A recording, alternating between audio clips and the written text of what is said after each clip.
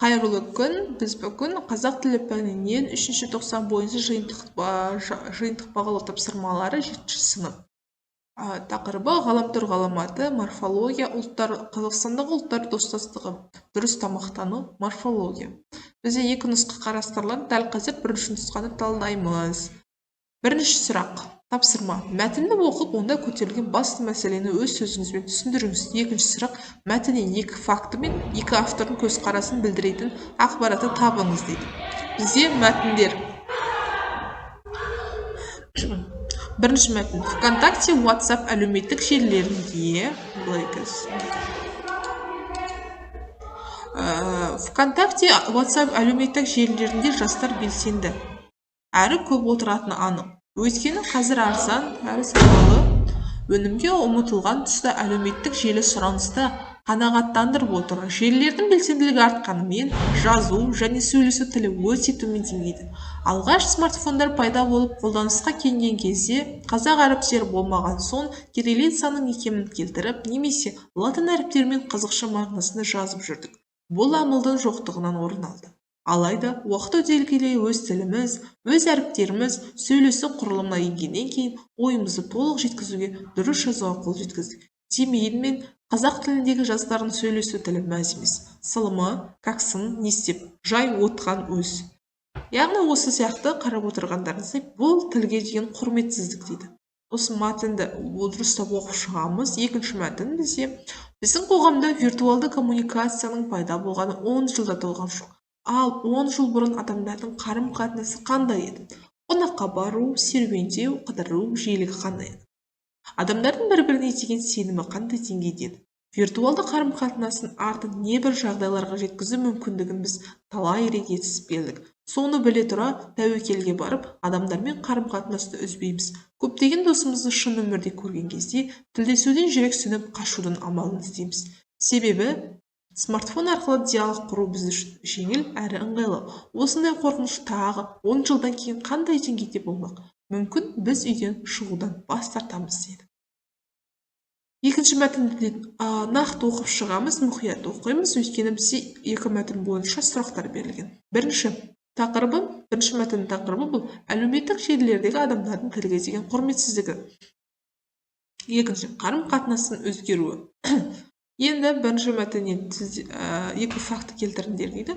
Алғаш смартфондар пайда болып, қолданысқа енген кезде қазақ әріптері болмаған соң кириллицаның екенін келтіріп, немесе латын әріптерімен қазақша мағынасында жазып жүрдік. Екінші, виртуалды қарым-қатынас жеңіл әрі қауіпсіз. Расында да ешкім сізге телефон арқылы физикалық зиян келтіре алмайды. Екінші бізде бұл оқылым бөлімі. Бірінші нұсқа дейді, мәтінді оқып, олардың тақырыбы мен құрылымын салыстырыңыз дейді. А мәтіні.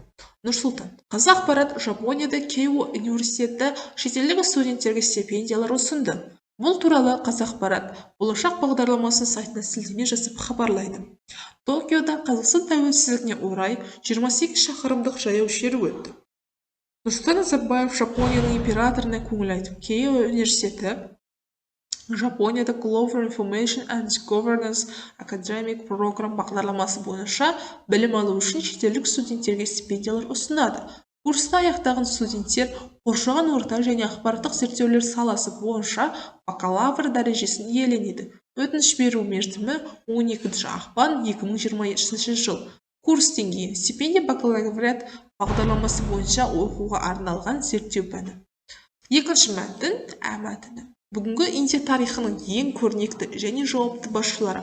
Бұл үш адамның ауыздарынан естілген сөздер бізге қажет пе, қымбат та еді. Әрине, аз кездесу ісіне сыпайылық, құрмет сөзден басталатын мәжілістер, сол сыпайылық түрінде жалпы ретте ғана кейбір үлкен жағдайларға мегзеп өтті. Мысалы, президент Раджарн Прасад бүгінгі Индияның саясатындағы бір ерекше жол жөнін сілтеп түсіндіре сөйледі дейді. Екінші мәтінді де мұқият оқып шығамыз, өйткені бізде сұрақ берілген. А мәтіні дейді. Қандай жанрдағы мәтін? Бізде бірінші мәтін бұл ғылыми, екінші мәтін әдеби. Қандай мәселе көтерілген? Бұл Қазақстан студенттеріне стипендия ұсынады. ұсыну жайлы. Екінші Индия тарихы жайлы көрсетілген. Мәтіндердің құрылымы мен рәсімделу ерекшеліктеріне дәлел келтіріңіз. Қай бағдарлама студенттерге стипендия ұсынды? Және қай елде ұқсас жаңалықтар болды дейді. Екінші, Индия президенті үкіметте не деді? Президенттің оң қолы не деді? Бізде әр мәтін бойынша екі проблемалық сұрақ құрастырыңыз дейді. Бізде өздеріңіз әр мәтін бойынша сұрақ құрастырасыздар. Соңғы бізде жазылым бөлімі. Төменде берілген тақырыптардың бірін таңдап, жанрлық стильдік ерекшеліктеріне сай әңгіме құрастырып жазыңыз. Бізде 3 тақырып берген. Бұл бізде қазіргі таңда интернет жастардың басты ермегіне айналды. Кез келген уақытта, кез келген жерде қосылып алып, өз алдына виртуалды әлемде жүретіндер көбейді. Осындай күнделікті өмірдегі жағдайларды негізге алып, әлеуметтік желінің шырмауында тақырыбында әңгіме құрастырыңыз. Екінші тақырып. Табиғи таза өнім күннен күнге кейінгі өзгеріске ұшырап, өзінің қасиетін жоғалтуда.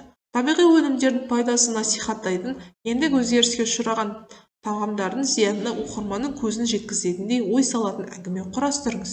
Үшінші, Қазақстан көпұлтты мемлекет. Ұлтаралық достық туралы ойдан немесе шынайы өмірден алынған оқиғаға негізделген әңгіме құрастырыңыз. Мен үшінші тақырыпты алдым. Бұл Қазақстан көпұлтты мемлекет. Қазақстан көпұлтты, мәдениетті және көп конфессиялы мемлекет. Ел тәуелсіздік алғаннан бері этносаралық татулық пен қоғамдық келісімді нығайтуда айтарлықтай жетістіктерге жетті.